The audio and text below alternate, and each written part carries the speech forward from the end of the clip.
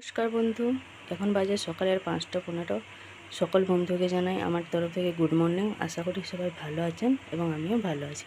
অনেকক্ষণ আগেই উঠে পড়েছি, সমস্ত কাজ কমপ্লিট হয়ে গেছে। এখন শুধু চাটা করবো।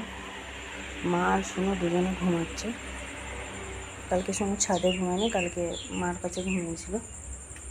আর এই যে সকালবেলা এখানটা ফিনাইল জল দিয়ে ভালোভাবে ধুয়ে দিয়েছি, কারণ সেই গোবর জলে ছড়া দিলে কাকা এখানটা ব্রাশ করছে। গোবর জলে ছড়া দিলে না মানে মাছির উপদ্রব প্রচণ্ড পরিমাণে বেড়ে যাচ্ছে। ওই জন্য গোবর জল দিয়ে নিই, একদম ফিনাইল দিয়ে ভালোভাবে ঝাঁট দিয়ে দিয়েছি। সকালবেলা সমস্ত কাজ কমপ্লিট, বাসন ফাসন সব মেজে রান্না করে রেখে দিয়ে এসেছি। এখন যাবো এক্ষুনি চাটা করবো।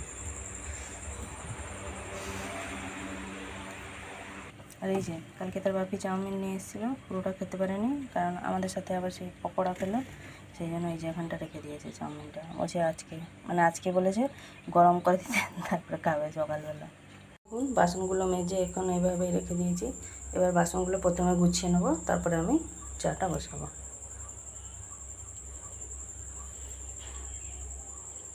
বাসনগুলো সব যে যার মতন এই যে গুছিয়ে রেখে দিয়েছি।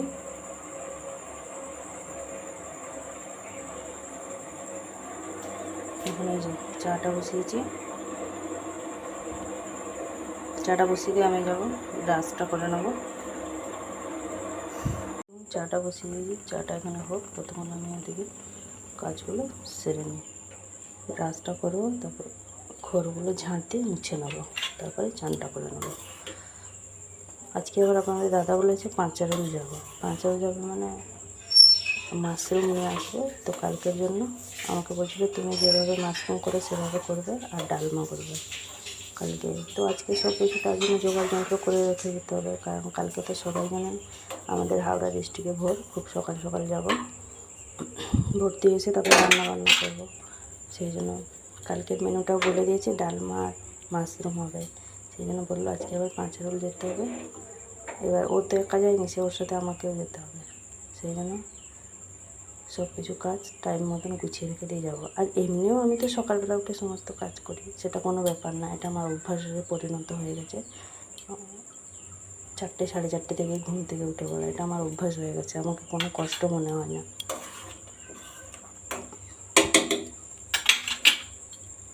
এই যে দেখুন 7:50 এসে গেছে, সোনু চলে গেছে পড়তে, জাস্ট এই গেল। এই যে মা পুজো করছে। আর আপনাদের দাদা গেছিলো ছাড়তে, চলে এসছে। এই যে সকাল থেকে এইভাবে ঝিপঝিপ ঝিপঝিপ করে বৃষ্টি হচ্ছে। এইরকম বৃষ্টি না হয় একটু জোরে হলে মানুষের উপকার হয়, এইরকম বৃষ্টি হয়ে ছেড়ে যাচ্ছে আর প্রচণ্ড পরিমাণে গরম লাগছে। এই যে আপনার দাদা গেছিলো ছাড়তে, এই আসছে। কী করে যাব পাঁচারোল, এখন সেটাই ভাবছি। এই যে ভাতটা বসিয়ে দিয়েছিলাম, ভাতটা এখন ফুটছে। তো কালকে যে ঘুগনিটা রান্না হয়েছিল ওটা আছে। আসার সময় ভাবছি একটুখানি পাউরুটি নিয়ে আসবো। আর সোনু বলেছে আবার চকলেট সিরাপ নিয়ে আসতে, পাউরুটির সাথে খাবে। সেই জন্য আসার সময় কিছু কিনবো না, ঘুগনিটা আছে। শুধু আপনাদের দাদা একটুখানি খেয়েছিল আর বাবা খেয়েছিল, আমি মা কেউ খাইনি আমরা। দুপুরবেলায় যেসব তরকারি ছিল সেই সব দিয়ে রুটি ভাত খেয়ে নিয়েছিলাম। মা ভাত খেলো, আমি রুটি খেয়েছিলাম রাতে। তো ঘুগনিটা আছে, সেই জন্য ভাবছি এখন গরম করে খেয়ে নেবো, টিফিনটা তাহলে হয়ে যাবে।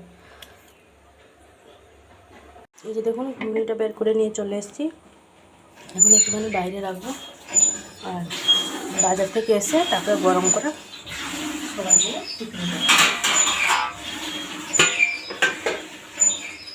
আর ভাতটা বসিয়ে দিই, মানে আমি বসিয়েছিলাম, শুধু বলছি মা বসিয়েছে, আমিও বসিয়েছিলাম, ভাতটা এখনও হয়নি। এই যে দেখুন বেজে গেছে পুরো 12টা 5। বাজার থেকে এসে কোনো রকম আর ভিডিও করতে পারিনি। পাঁচারোল বাজারে গেছিলাম, ওখান থেকে ফিরেছি পুরো 10টার সময়।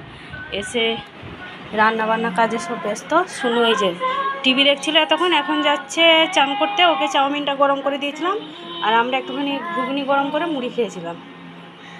বাথরুমে সব জলগুলো ভর্তি করে রাখলাম, শুনু চান করবে, আপনাদের দাদা চান করবে।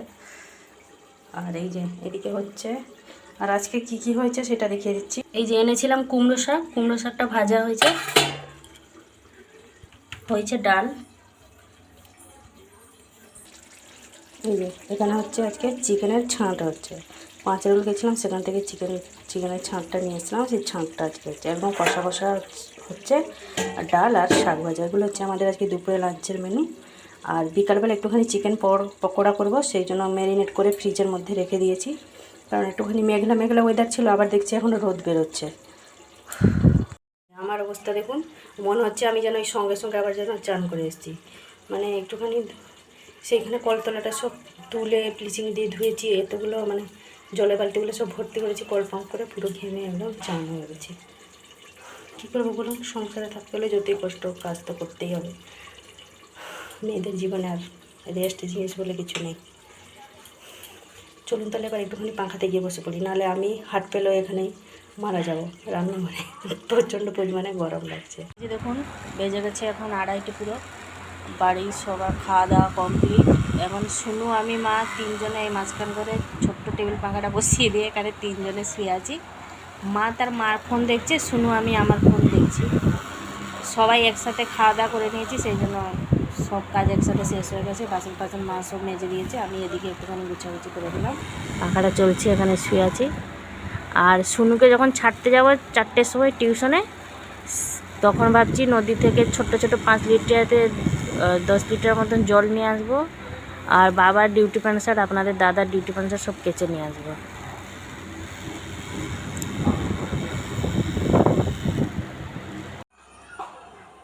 বেজে গেছে 5টা। শুনুকে টিউশনেতে দিয়ে চলে এসেছি সোজা রান্নাঘরে। এই যে দেখুন ম্যারিনেট করে রাখা ছিল ফ্রিজের মধ্যে, তাকে বের করে নিয়ে চলে এসেছি আমি। এখন কিছু সময় বাইরে রাখবো। আর এই যে প্রথমে রুটিটা করে নেবো। আর এখানে আমাদের তো ব্রেড ক্রাম্পস পাওয়া গেল নি অনেক জায়গায় খুঁজে খুঁজে, সেই জন্য 1 প্যাকেট টোস্ট বিস্কুট নিয়ে এসেছি, গ্রাইন্ডারে গুঁড়ো করে নেবো। এই যে 1 প্যাকেট টোস্ট নিয়ে এসেছি, গ্রাইন্ডারে গুঁড়ো করে নেবো। এটাই হয়ে যাবে আমাদের ব্রেড ক্রাম্পস। চলুন তাহলে প্রথমে রুটিটা করে নিই। দেখুন আমার এখানে রুটি করা হয়ে গেছে। তারপরে এই যে গ্রাইন্ড করে নিয়েছি ব্রেড ক্রাম্পসটা, চাটাও করে নিয়েছি এখানে।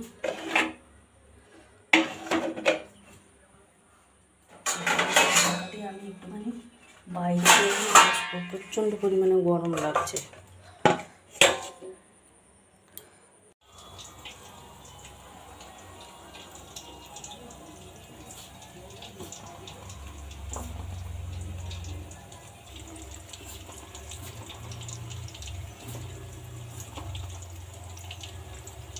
এই যে আমাদের চিকেন পকোড়া হচ্ছে।